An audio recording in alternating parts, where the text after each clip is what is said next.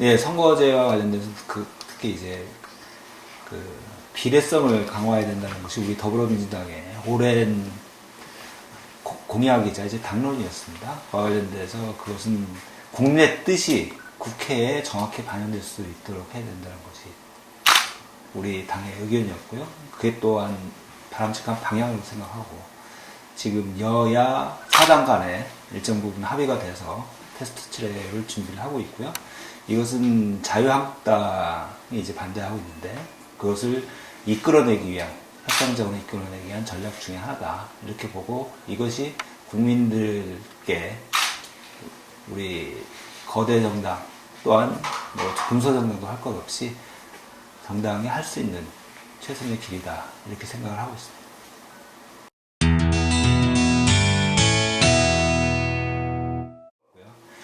그동안 국민의 입장에서 시민의 입장에서 어떻게 정부 시스템을 바꾸고 또한 재정 시스템을 바꾸고 할 것인가에 대해서 좀 연구를 많이 했고 거기에 이제 중점을 두어왔다 이렇게 보겠습니다. 그래서 국민의 삶이 바뀌는 쪽으로 어떻게 하면 바뀔 수 있을까 거기에 중점을 둬서 일을 해왔다는 말씀을 올리고요. 그 중에 하나가 이제 국회의원 같은 경우는 이제 입법으로 법률로서 이제 그런 걸 할 수 있을 텐데 대표적인 것이 그 재난 문자를 신속히 보낼 수 있는 법안을 발의를 해서 통과시켰습니다. 소위 말하는 재난 안전 관리에 관한 법인데요. 예전에는 그 지진이 발생하면 그것이 국민께 도달할 때까지 한 18분 정도 걸렸습니다. 그런데 제가 그 법안을 발의해서 기상청에서 그 재난 문자를 직접 발송할 수 있도록 해서 그것이 예전에 포항시 났을 경우에는 19초 만에 지진 통보가 된 것이 있어서 이런 식으로 이제 국민의 삶을 바꾸는 그러한 법안을 만들었다는 말씀 드리고요. 또한 재정 운영 시스템과 관련돼서는 그 재정 운영이 어떻게 되고 있는지 월별로 기간별로 국민께 상세히 그 내역을 보고할 수 있는 국민께 알릴 수 있는 그러한 시스템을 도입했다는 말씀 올립니다.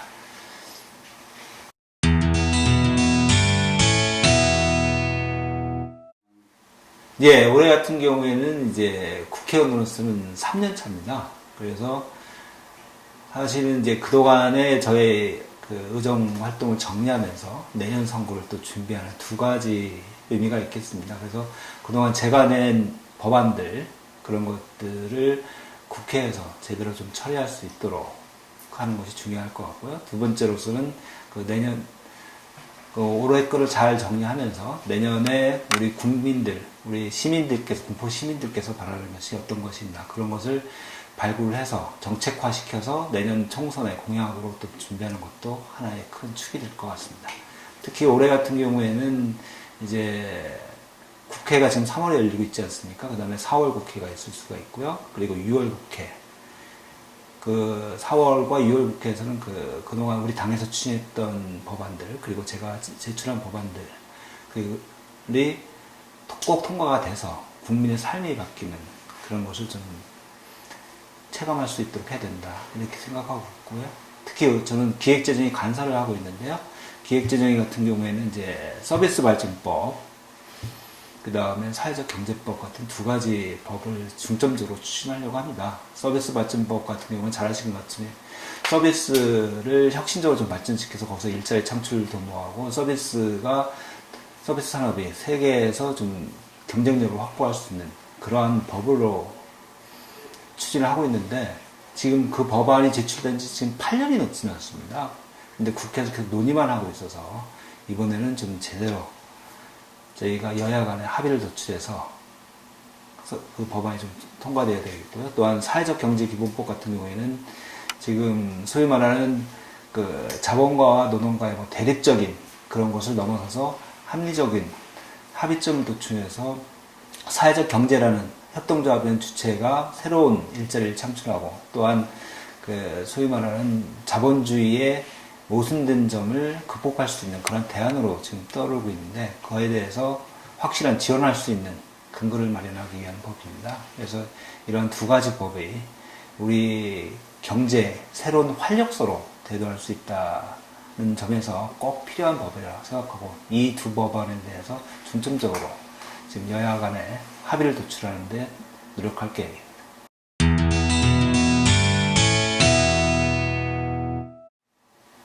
글쎄요, 뭐 비전이나 목표라고 그러면 뭐 아까도 말씀드렸지만 국민의 삶을 계속 좋게 더불어 잘 사는, 모든 국민이 더불어 잘 사는 그런 나라를 만드는데 조금이나마 기여하는 게 목표이고 비전일 것 같습니다. 그래서 그러니까 그동안에 보면 항상 정치라는 것이 가진 자의 편에서, 그리고 잘 사는 사람의 편에서 많이 이루어졌던 것 같은데, 그보다는 못 사는 분, 그리고 못 가진 분들의 목소리를 반영해서 그러한 양자 간의 대립구도가 아니라 다 함께 더불어 잘 살 수 있는 그러한 경제 시스템, 그러한 사회 시스템을 만드는데 조금이나마 기여하는 것이 저의 정치적 목표가 아닐까 싶습니다.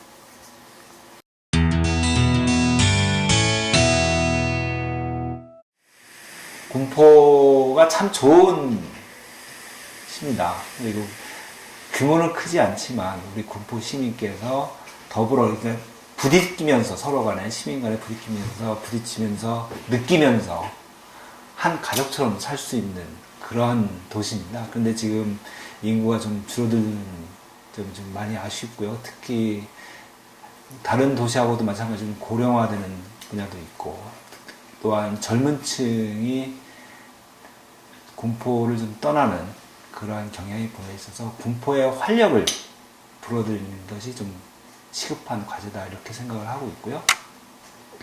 그와 관련돼서 지금 긍정적인 측면은 작년에 저도 좀 일정 부분 기여했지만 우리 GTX 신호선이 이제 금정령을 통과하도록 되지 않았습니까?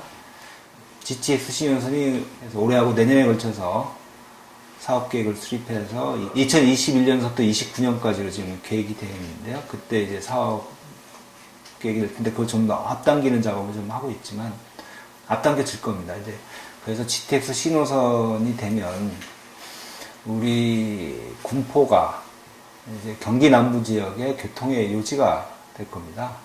그때 그럼 군포가 새로운 모습으로 재창조되도록, 활력 있는 새로운 모습 재창조되도록 우리 시민들의 의지를 모아내고 그것을 중앙정부와 협력해서 새로운 발전 계획을 저희가 지금부터 수립해 나가야 된다, 그렇게 생각을 하고 있습니다. 저도 이제 시골 출신인데 이렇게 보면 저희가 도로라든지 철도 같은 걸 놔달라고 하거든요. 근데 결국은 나중에 보면 그 도로, 그 새로운 길로 사람들이 오는 것이 아니라 기존에 있던 사람이 떠나가는 경우가, 소위 말하는 빨대 효과가 있는 경우가 많이 있습니다. 그래서 어떻게 보면 GTX 신호선이 군포에 부정적인 영향을 끼칠 수도 있다는 그런 위기감도 있는 것이 사실입니다. 그러니까 워낙 그 수도권과 서울과 가까이 가게 되니까, 예를 들면 뭐 여성분 같은 경우에 머리를 하러 군포에서 머리를 하는 것이 아니라 가까운 강남 가서 머리하고 오게 되면 우리 군포 지역의 미용실이라든지 그런 거에 타격을 있을 수가 있고요. 또한 학원도, 그 교육 환경도 많이 바뀔 겁니다. 그때 그러면 우리 군포 지역은 어떻게 할 것인지, 도리어 군포에 사람이 들어오게 하기 위해서는 어떻게 해야 되는 것인지, 그 부분을 지금 연구하고 그에 대한 발전 계획을 세워야 된다. 그래서 군포 금정역 부분에 그 산업단지를 어떻게 할 것인지, 그 다음에 가까운 삼본시장은 전통시장으로서 어떻게 활력을 찾을 수 있게 할 것인지, 그런 거에 대한 합의점을 도출해야 된다. 그래서 제 생각으로는 산업단지는 스마트 산업단지로 육성을 하고, 그 다음에 그 삼본시장 같은 경우에는 작년에는 특성화 사업 첫걸음 사업을 해서 이제 했습니다. 근데 올해는 이제 문화관광용으로 해서 한 10억 정도 사업비를 확보해서 지금 중소기업부에서 이제 지원할 계획입니다. 그래서 이제 삼본시장을 현대화뿐만 아니라 전통을 유지하면서 거기에 금정역에 내려서 삼본시장을 꼭 들러갈 수 있는 그러한 것을 만들어야 된다.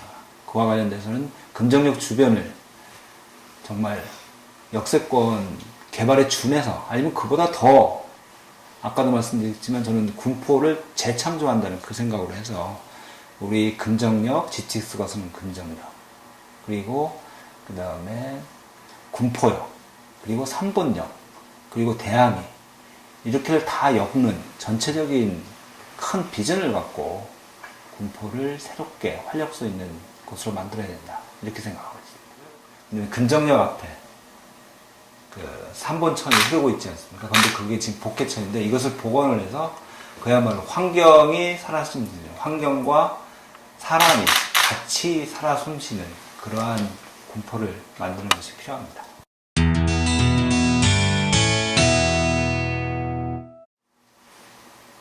예, 미세먼지는 뭐 잘 아시는 것 같이 뭐 지금 이제 사회적 재난으로 재난관리법에서 이제 규정이 돼서 국가에서 이제 적극적으로 그에 대해서 대처할 수 있는 근거가 많이 마련이 됐습니다. 그와 관련돼서 지금 정부에서도 그리고 국회에서도 우리 당에서도 정부에 요청을 하고 있고요. 그래서 이번에 추경이라도 편성해서 저희가 지금 최대한 신속하고도 그 다음에 근원적인 대책을 지금 마련하려고 하고 있고요. 지금 말씀 주신 것처럼 환경과 관련돼서는 우리 현 세대가 어른이 우리 아이들에게 지금과 같은 환경을 물려줘서는 안 된다. 이것은 우리 어른들의 현 세대의 책무이자 의무인 것이고요. 그것을 지금과 같이 이런 미세먼지가 가득한 그리고 환경이 오염된 그런 것을 미래 세대에 떠넘겨서는 안 된다. 우리가 잘 살기 위해서, 현 세대가 잘 살기 위해서 그래서는 안 된다. 그런 관점에서 우리 현 세대가 할 수 있는 최대한의 지원, 최대한의 관심을 갖고 이 부분을 해결해야 된다. 그런 관점에서 보고 있습니다. 그래서 이것은 미래에 대한 투자이고 우리 후손들에 대한 의무라고 생각하고 있습니다.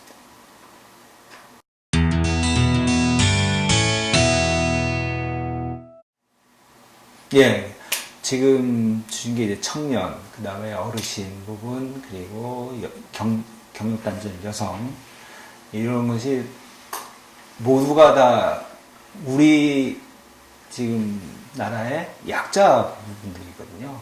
근데 그에 대한 지원이라는 것이 그동안 사실 많이 약했습니다.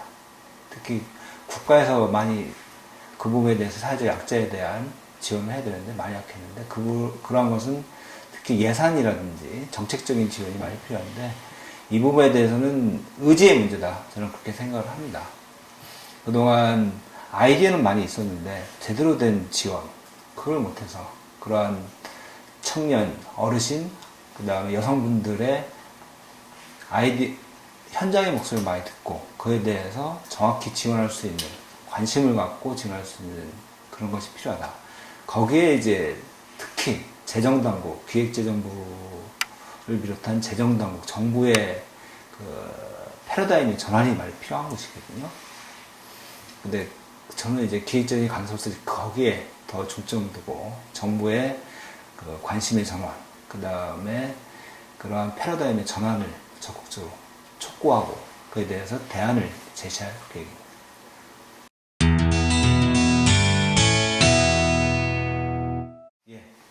군포 시민 여러분, 3년 전에 저를 아무것도 모르는 저를 우리 시민의 대표로 뽑아주셔서 감사드립니다. 여러분과 함께한 3년 열심히 해왔습니다. 앞으로도 우리 군포 시민의 마음을 받아서 군포 시민이 바라는 바를 어떻게 잘 꾸려나갈 것인지 더 연구하고 군포 시민께 더 다가가도록 하겠습니다. 군포 시민의 심부름꾼 김종우입니다. 감사합니다.